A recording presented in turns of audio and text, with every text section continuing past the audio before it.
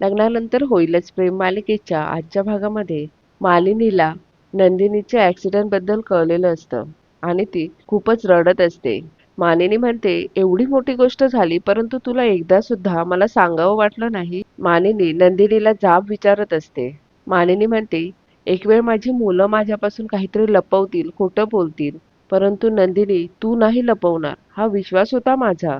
नंदिनी मात्र हे सगळं ऐकून घेत स्तब्धपणे उभी असते.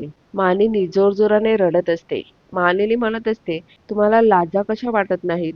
तुम्ही आईपासून गोष्टी लपवता तेव्हा? असं म्हणून ती जोरजोराने रडत असते. नंदिनी लगेचच मालिनीजवळ येते. नंदिनी म्हणते, खरंच आमचं चुकलं, माफ करा आम्हाला. काव्य सुद्धा लगेच मालिनीजवळ येते आणि ती सुद्धा हात जोडून मालिनीची माफी मागत असते. दोघीही खाली वाकून मालिनीची माफी मागायला जात असतात. मानिनी दोघींच्याही हाताला पकडून वर उठवते आणि त्यांना ओरडते, अगं तुम्ही खाली काय वागताय? तुम्ही दोघीही प्रेग्नेंट आहात ना? त्यानंतर मानिनी नंदिनी आणि काव्याला दोघींना सुद्धा आपल्या जवळ घेते. हे बघून पार्थ आणि जीवा सुद्धा मालिनीच्या समोर जाऊन गुडघ्यांवर उभे राहतात आणि मालिनीची माफी मागतात. मालिनी त्या दोघांना सुद्धा जवळ घेते.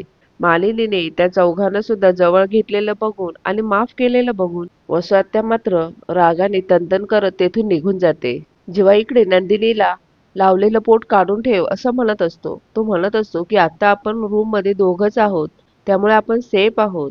तू हे पोट काढून ठेवू शकतेस. नंदिनी म्हणते, आपलं एक खोटं पोटाच्या आत आहे आणि एक खोटं कपड्यांच्या आत लपवतो.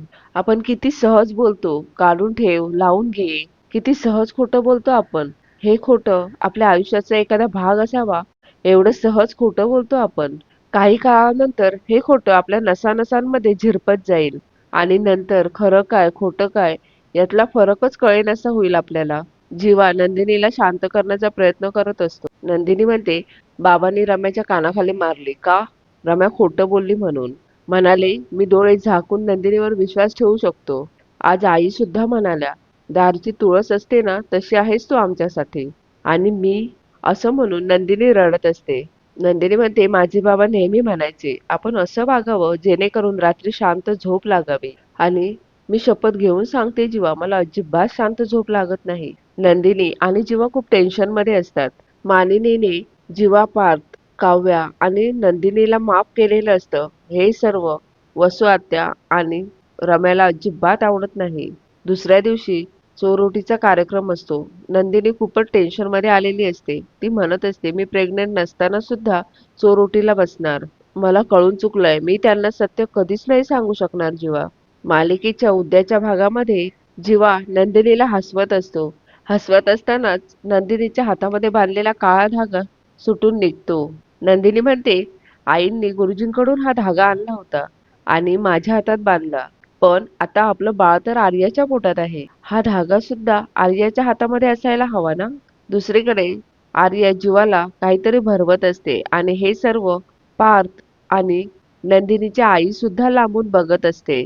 पार्थला वाटत असतं की जीवा आर्याच्या प्रेमात पडलाय.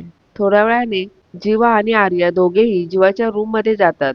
पार्थ सुद्धा त्यांच्या मागोमाग जीवाच्या रूम मध्ये जातो. समोरचं दृश्य बघून पार्थला खूप मोठा धक्का बसतो. दुसरीकडे काव्या पार्थला विचारत असते, काय झालंय?